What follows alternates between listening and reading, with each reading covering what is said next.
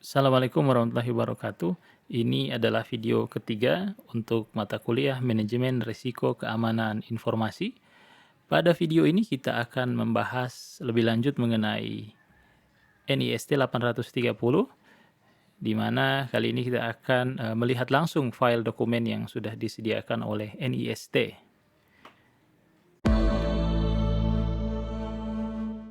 Ini adalah halaman pertama, kita scroll ke halaman selanjutnya.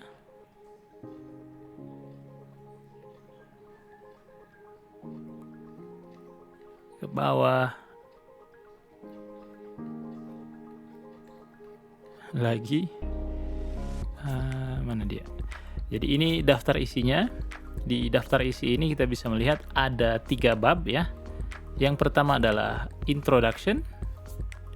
Yang kedua adalah fundamentalnya atau dasar-dasarnya, dan yang ketiga kita akan membahas mengenai proses risk assessment itu sendiri. Nah, tidak lupa di sini ada beberapa appendix ya. Yang pertama appendix A itu ada referensi, kemudian glossary ini berisi daftar istilah ya. Kemudian ada akronim atau singkatan, ada threat sources. Nah, untuk appendix D yang threat sources ini berisi daftar ancaman yang mungkin akan terjadi. Kemudian ini ya, yang appendix E itu berisi tentang kejadian-kejadian ancaman keamanan gitu ya. Jadi yang ini isinya adalah sumber ya, penyebab sumbernya siapa, dan yang ini adalah kejadiannya apa gitu. Jadi sudah ada daftarnya biar kita tidak bingung ya.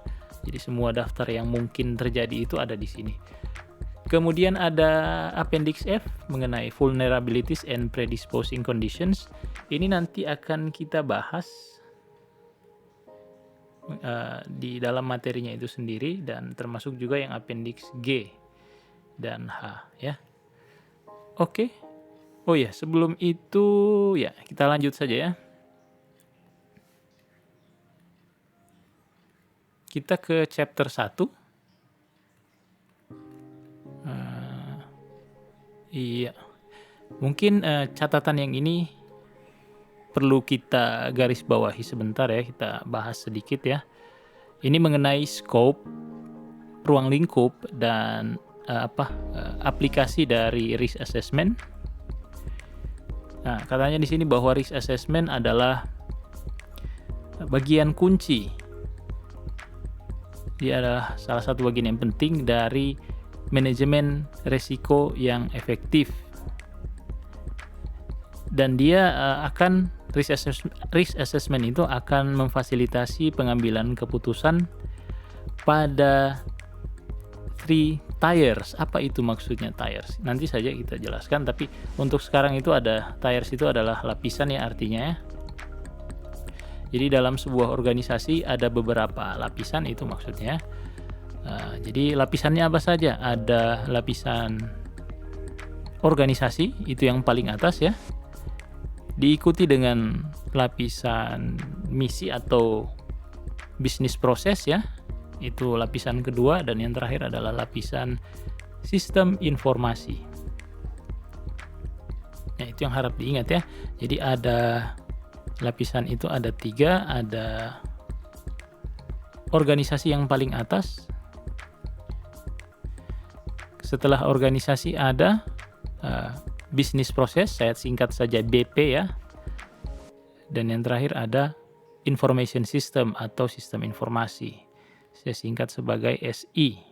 Ini 3 lapisan dari risk management atau manajemen risiko. Jadi ada 3 lapisan. Nah, kemudian ini sudah dibahas. Poin yang selanjutnya adalah manajemen risiko itu adalah sesuatu yang ongoing. Apa maksudnya ongoing? Ongoing ini adalah dia berkelanjutan ya. Jadi ongoing itu adalah berkelanjutan. Maksudnya manajemen risiko itu bukan sesuatu yang kita lakukan satu kali ya. Satu kali saja, setelah itu selesai. Bukan seperti ini ya. Jadi manajemen risiko itu dilakukan secara terus-menerus. Nah, ini yang dimaksud dengan ongoing tadi ya. Jadi itu harap diingat, ini bukan kegiatan yang satu kali jalan setelah itu selesai, tapi ada kelanjutannya. Ya. Kemudian sebentar. Jadi di sini sampaikan bahwa asesmen risiko itu dilakukan ya selama sistem tersebut dibuat gitu ya. Bahkan sebelum sistem tersebut dibeli ya atau sistem tersebut dirancang itu sudah dilakukan analisis risiko. Oke. Poin yang ketiga, tidak ada requirement atau kebutuhan spesifik, atau di sini tidak ditentukan secara spesifik mengenai cara melakukan risk assessment, gitu ya. Jadi tidak ditentukan caranya seperti apa secara spesifik. Jadi di 830 itu hanya panduannya saja secara umum. Kita tidak membahas panduannya secara spesifik, gitu. Tidak dijelaskan secara spesifik, ya.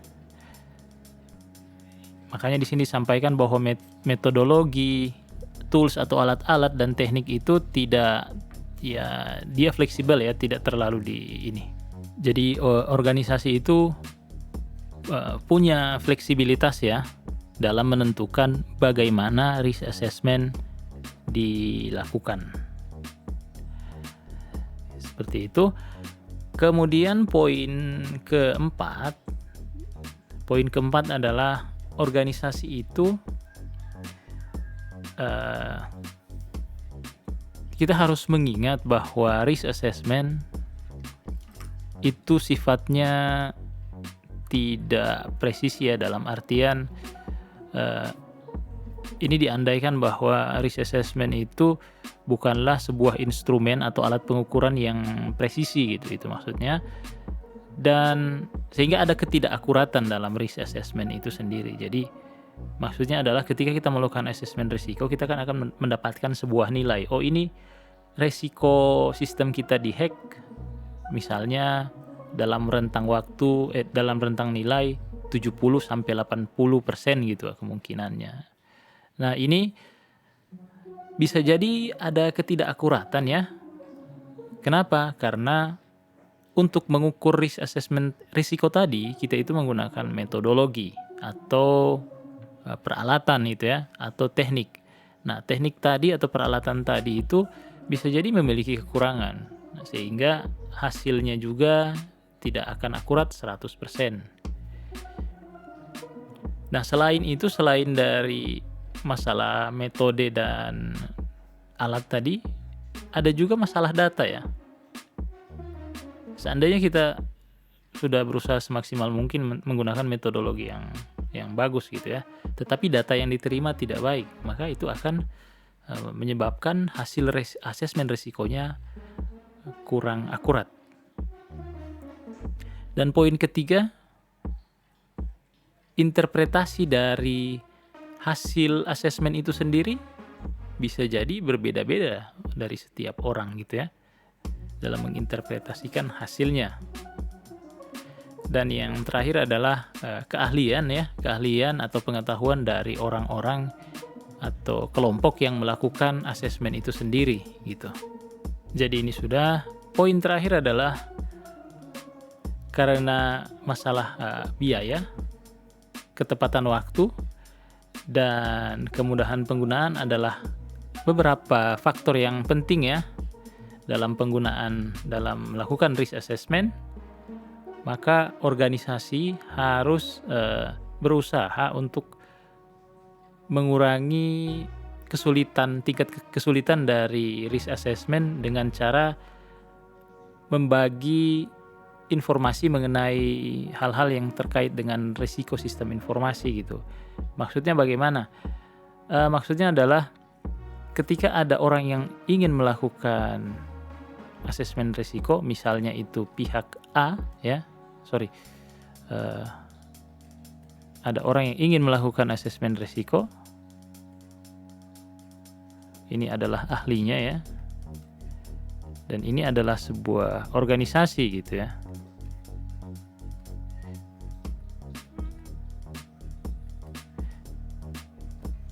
Bisa jadi organisasi itu karena khawatir rahasianya terbongkar atau dia menyembunyikan sesuatu, atau ada pihak-pihak di dalam yang merasa tidak nyaman dengan orang lain yang ingin melihat ke dalam struktur organisasi tersebut, atau ada hal-hal yang ingin disembunyikan misalnya, atau ya hal-hal lainnya lah. Meskipun tidak ada hal yang ingin disembunyikan, terkadang kita itu merasa canggung ya, atau merasa tidak nyaman dengan orang yang di luar dari organisasi kita tiba-tiba datang gitu, terus melakukan interview, wawancara, ingin mencari tahu kelemahan sistem kita di mana gitu ya. Maksud dari poin tadi adalah ketika ada pihak luar ingin melakukan asesmen risiko, atau bahkan pihak dalam organisasi tersebut ya, bisa jadi ada kecenderungan untuk menyembunyikan informasi dari organisasi tersebut ya. Nah, itu maksudnya. Organisasi tidak boleh menyembunyikan informasi dari orang yang melakukan asesmen risiko agar hasilnya lebih akurat ya. Oke, demikian dulu video kali ini. Pada video selanjutnya saya akan membahas mengenai chapter 1 ya. Kita akan masuk ke chapter 1 dari NIST 830.